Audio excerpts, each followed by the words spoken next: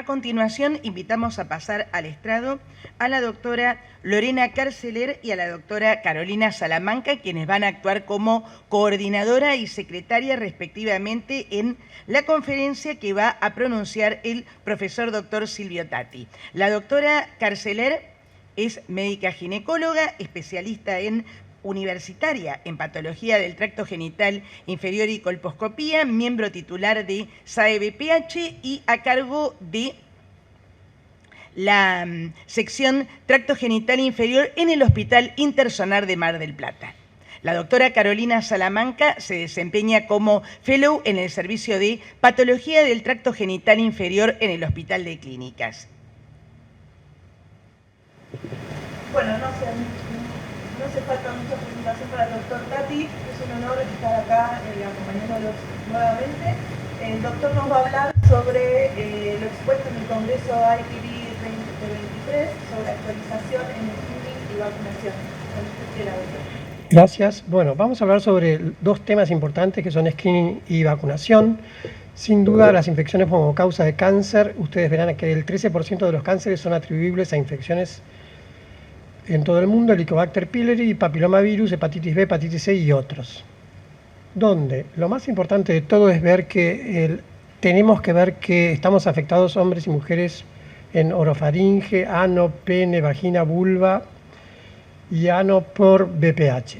Sin duda Luis recién habló, pero fíjense ustedes que cáncer de cuello es la tercera causa de muerte entre todos los cánceres, precedido por el cáncer de mama, y tenemos 593.000 casos, ahora casi para este año 603.000, o sea que no es un cáncer en disminución, es un cáncer en aumento. Y vemos acá la incidencia estandarizada para la Argentina. Fíjense ustedes que estamos un poco mejor que algunas partes de Latinoamérica, pero no estamos tan bien, una incidencia que está en alrededor del 23 por 100.000, como bien dijo Luis, con algunas áreas de mayor mortalidad, como las áreas norte de la Argentina.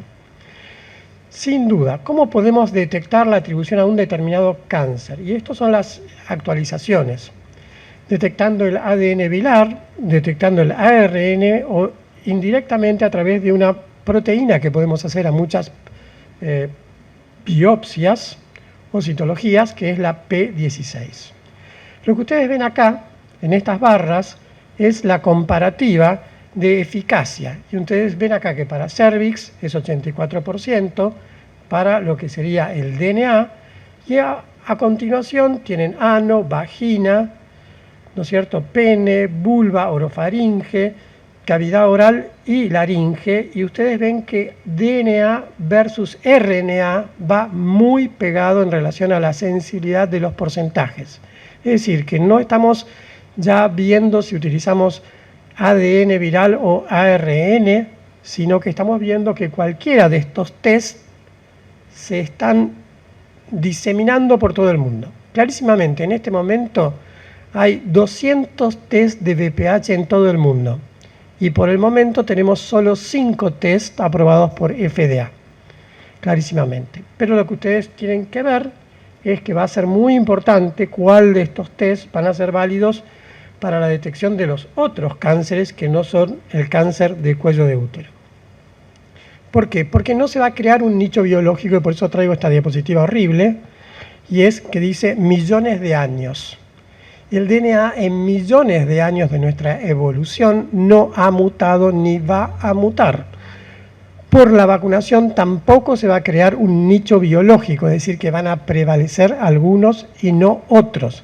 Es decir, que ustedes tienen 3 familias muy importantes, alfa, beta y gamma, y de esas alfa, beta y gamma de 3 familias derivan todos los VPH oncogénicos. ¿Qué significa? Que los test establecidos y que prevalezcan van a ser los que van a prevalecer durante muchísimos años, porque en millones de años lo que prevalecieron fueron estos tipos de VPH. Y si ustedes no me creen, entonces aquí está la evidencia también mostrada en el VPH en abril en Washington en este año sobre 6 tipos de VPH de alto riesgo más comunes para cáncer de cuello de útero invasivo por regiones en el mundo. Y fíjense ustedes cómo en África, en las Américas, en Asia, Oceanía y en Europa, primero en la lista está el 16, segundo está el 18, Tercero, y es una pequeña variación asiática, está el 45 y el 58, sobre todo prevalente en China.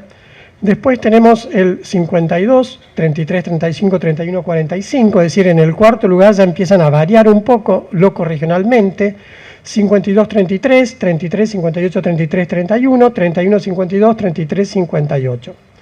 Básicamente acá podríamos hacer alguna historia, y es la historia de la vacuna nonavalente. ¿Qué significa? Que 16, 18, 45, 31, 33, 52 y 58 están en la vacuna nonavalente, no así el 35, que es bastante poco prevalente y podría ser considerado casi como un alto riesgo, pero no de mucho riesgo. Entonces, el método de tamizaje más utilizado. Por supuesto que ustedes van a ver acá que hay una enorme cantidad de métodos prevalentes según los países, y hay lugares en donde no hay método de tamizaje, que básicamente es África, de donde esperamos que van a venir los próximos cánceres de cuello, y un lugar que es Bolivia y el sur de Perú, en donde probablemente no hay un tamizaje establecido en Latinoamérica, al igual que en Venezuela y Guyana. Sin duda, ustedes ven citología, vía, citología con BPH y test de BPH.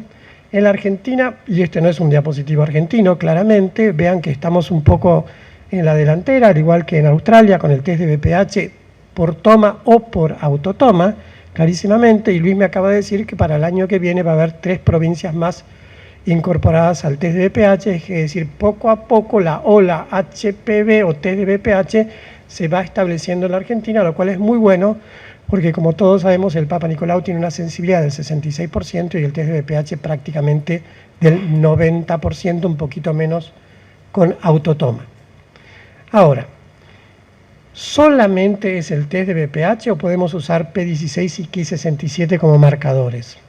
Nosotros podemos utilizar P16 y Ki67 como otros marcadores, y esto es muy importante, porque la OMS establece en su programa de eliminación del cáncer que por lo menos hay que hacerse 2 tests a lo largo de la vida de muy alta sensibilidad, a los 35 y a los 45 años. Entonces, el test que hay que ofrecer es un test excelente, no un test que puede decir que sí, que no, que tal vez.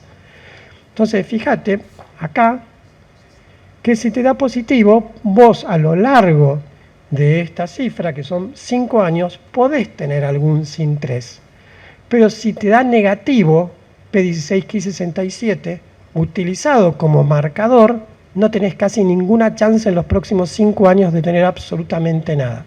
Es decir, que no hay modificación intracelular, no hay proceso carcinogenético, y te deja tranquilo que esta mujer no va a tener nada. Entonces vos decís, bueno, vamos a perder el trabajo. No lo vamos a tener el trabajo porque nos vamos a enfocar como ginecólogos de atención primaria en la prevención de otros cánceres, básicamente cáncer de colon y cáncer de mama, que son los más prevalentes en la Argentina. Pero si ustedes dicen, bueno, y me viene un test de BPH positivo para 16, 18, 45, 33, 31, 52 y 58, ¿qué posibilidades tiene de progresar esto a un cáncer cervical y un precáncer? Entonces es importante, porque esta situación se da en el día en todos nuestros consultorios cuando viene gente con test de BPH positivos. Y entonces fíjense la progresión a precáncer para el porcentaje que puedan dar del total de los cánceres. Para el 16 es el del 60%, y esto también se da en la Argentina. Vimos que los números son iguales en Europa, en la Argentina, etcétera, etcétera. 16 del 60%. Si tenés un 16 positivo, su riesgo de progresar es 6,3%. Si tenés un 18, el 10% de los cánceres son 18, tu riesgo de progresión es 3%. Si tenés 45, el 6,1 son positivos para 45, tu riesgo de progresión es 2,2%. Si tenés 33, que no le damos mucha bolilla, es 3,7%, pero tu riesgo de progresión es un poquito más importante, 4,5%. Si tenés 52, 2,7% y 2,2% el riesgo de progresión. Y por ejemplo, si tenés 56, solo se da en menos del 1% de los cánceres y tu riesgo de progresión es menos del 1%. Es decir, que vos tenés que estratificar el riesgo según estos 8 tipos prevalentes en la infección por cáncer. Y acá, juntando esto, tenés prácticamente el 90% de la etiología del cáncer.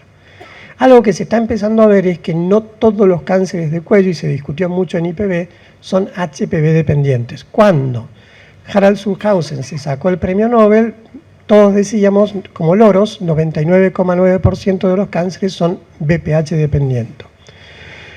Diferentes mutaciones de la zona de transformación, en parte vinculadas puede ser al microbioma vaginal inflamatorio en forma persistente, donde interviene la Gardnerella, podría estar causando mutaciones dentro de la zona de transformación per se, vinculado a lactobacilos de alto riesgo, que nos están dando en el tiempo estos cánceres que empezamos a ver en la menopausia inesperados, o quizás también en mujeres muy jóvenes, menores de 30 años. Por lo tanto, no todo es HPV y un 10% de los cánceres en este momento, quizás hasta un poco menos, no estén vinculados al BPH. Pero ¿hacia dónde vamos?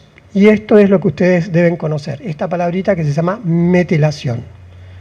Es un test de alto rendimiento que no requiere infraestructura y tampoco requiere experiencia en citología, porque lo más difícil de formar es un buen citopatólogo. La metilación del BPH son genes del huésped asociados al cáncer y te dice si esta señora va a ir a un cáncer o no. Es decir, si se encuentra en riesgo. Una cosa es tener una infección, para hacerla clara, una cosa es tener una infección por 16 y otra cosa es tener una infección por 16 metilada. ¿Qué significa? Que esta señora que vimos que por el 16 tiene una progresión del 6,3% en la diapositiva precedente, como lo vemos acá, que podría ir a una lesión precancerosa, si a su vez está metilada, que es un test cuantitativo de modificación del DNA, definitivamente es una señora de altísimo riesgo que va a progresar o que ya progresó y no le estamos viendo la lesión. El desempeño clínico de la metilación para los 12 tipos que vimos es este, y fíjense ustedes, para estos tipos virales que tenemos acá abajo, que son básicamente 16, 18, 31, 33, 45, 52 y 58, si te da metilada, todas estas pacientes tienen un altísimo riesgo de desarrollar cáncer, o sea que el test que se viene es el test de metilación definitivamente, y para hacer este test no necesitamos una cámara de PCR o un laboratorio de altísima complejidad. También vamos a ver que la tecnología aporta sobre lo que nosotros hacemos, que es la colposcopía. Y es el aprendizaje automático para predecir lesiones precancerosas. Y esto es un algoritmo basado en aprendizaje automático e e-learning para predecir la presencia de precáncer de cuello de útero. Como ustedes verán, todos los que son ginecólogos, acá hay una leucoplasia y acá no hay absolutamente nada. Lo estamos mirando con un videocolposcopio que está conectado a un software. El software te dice si esta lesión tiene una lesión con tecnología israelí y dónde deberías hacer la biopsia.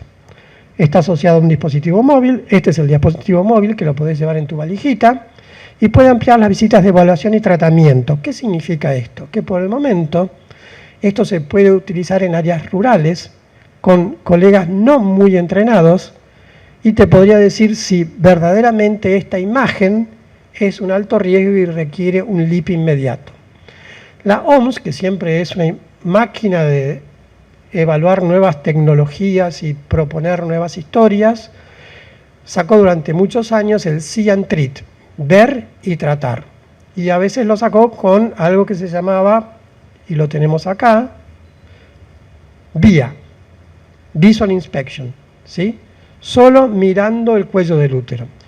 Y esta vía, como estaba Sankaranayan a cargo del IARC, se dio en India. Lo que seguimos la historia del BPH, sabemos que el VIA se instituyó en India. Y durante muchos años leímos historias de la India y el VIA. Bueno, el VIA no va más, porque la equivocación del VIA era fenomenal. Era el ojo del del colposcopista entrenado que decía ver y tratar, y empezaban a sacar mucho cáncer de cuello de útero, mucho supuesto cáncer de cuello de útero, que finalmente no era absolutamente nada. Sepan ustedes que para la India el cáncer de cuello de útero es un problema de salud pública muy importante porque aporta la mitad de los cánceres de cuello que tenemos por año, o sea que aporta prácticamente unos 250.000 casos por año, es una población de 1.200 millones de habitantes. Entonces, a lo que tenemos que ir acostumbrándonos es a estos dispositivos, que son dispositivos inteligentes, que tienen que estar conectados a Internet, pero ahora vos vas en un avión y el avión también se conecta a Internet, o sea que vamos a tener Internet satelital en todas partes de Tucumán, Salta, Jujuy, Santiago del Estero y lugares áridos de Mendoza, claramente, y este dispositivo se podría conectar y decirnos si esa señora, que viene una sola vez en su vida al ginecólogo, necesita hacerse un LIP o una termocoagulación. Hay una frase muy importante que es el corsi y recorsi de la historia, que significa que la historia va y viene. Yo nací con la criocirugía, pasé por el láser, estoy con el LETS y creo que voy a terminar con la termocoagulación, que no es más que la electrocoagulación de Channon de Australia propuesta en 1960. Es decir, que estamos volviendo 60 años para atrás, pero con un dispositivo de termocoagulador presentado también en IPB, que en su punta solo da 100 centígrados y conecta con la paciente para que su cuello tenga 100 centígrados durante 20 segundos. Y con esto está demostrado que el cuello se hierve, ¿sí? Pero no se necrosa, que era lo que pasaba en el año 60 con la electrocoagulación de Channon. El cuello se necrosaba, había una escara, la escara se caía y sangraban casi todas las pacientes.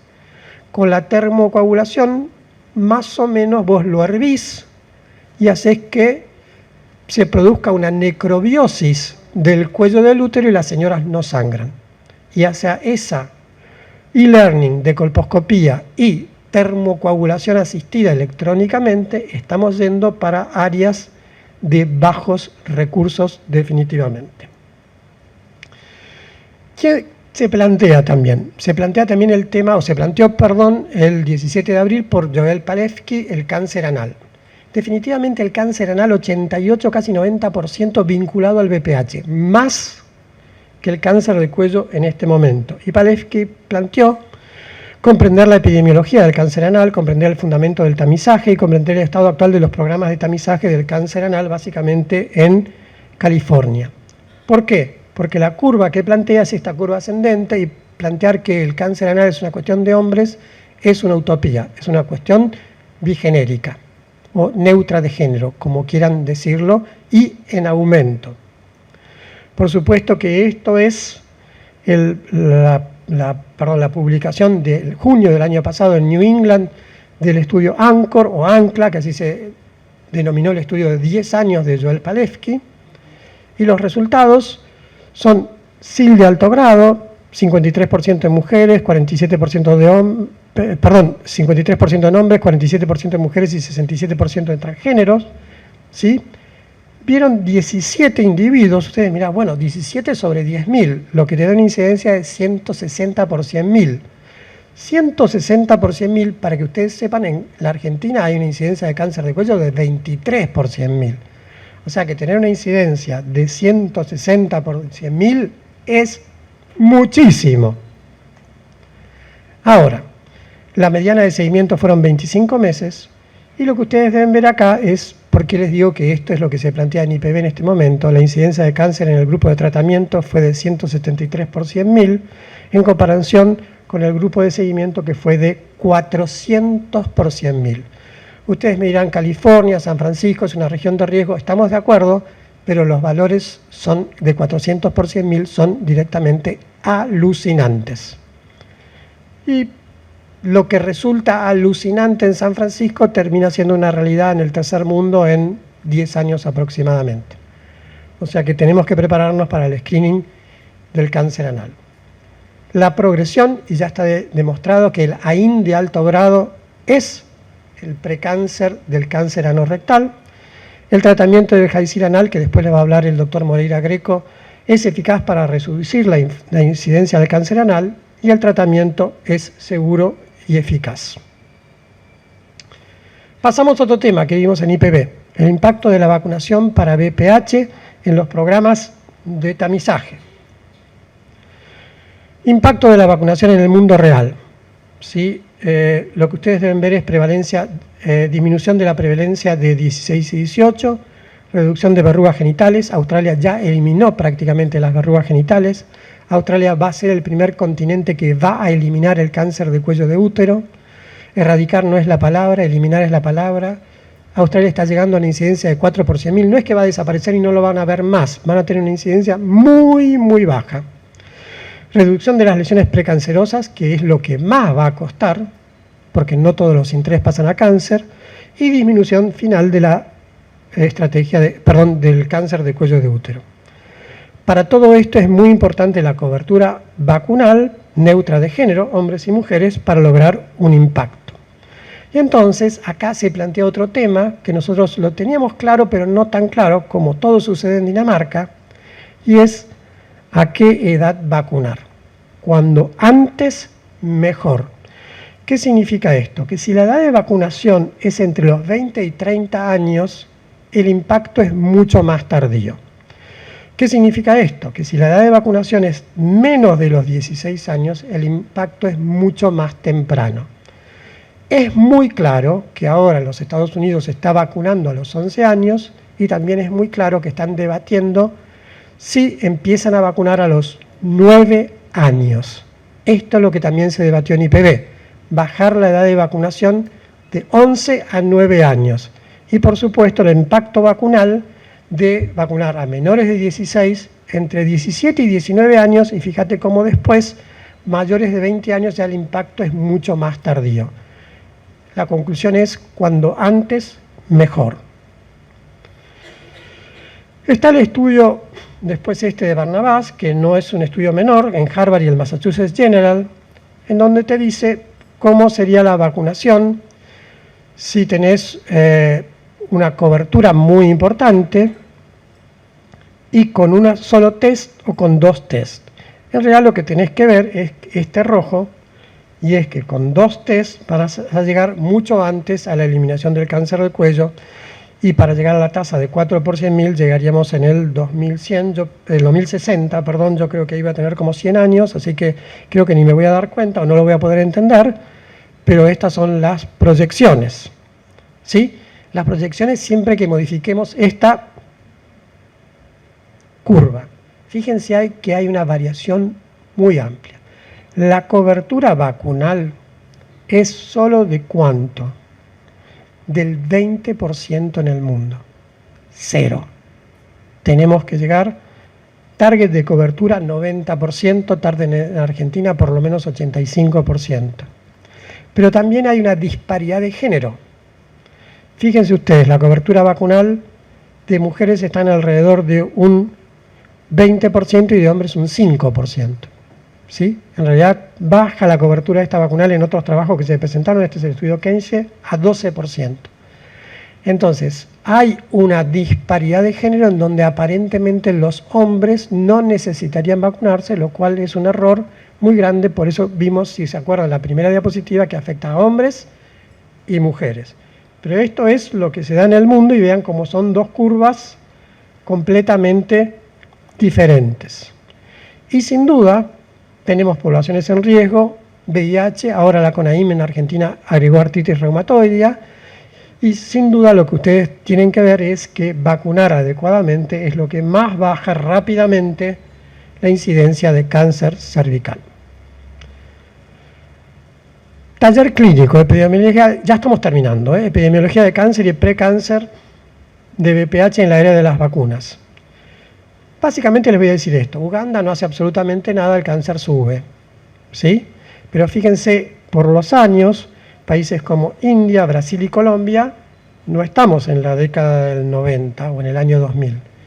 La incidencia empieza a disminuir y las vacunas salieron en el 2006, y fíjense cómo está mucho mejor en Australia, Canadá y en los Estados Unidos, es decir, que países con altos ingresos, a pesar de no tener una buena cobertura vacunal, esto sucede en los Estados Unidos, sí tienen un muy buen test de tamizaje secundario, entonces ahí balancean tamizaje secundario con cobertura vacunal.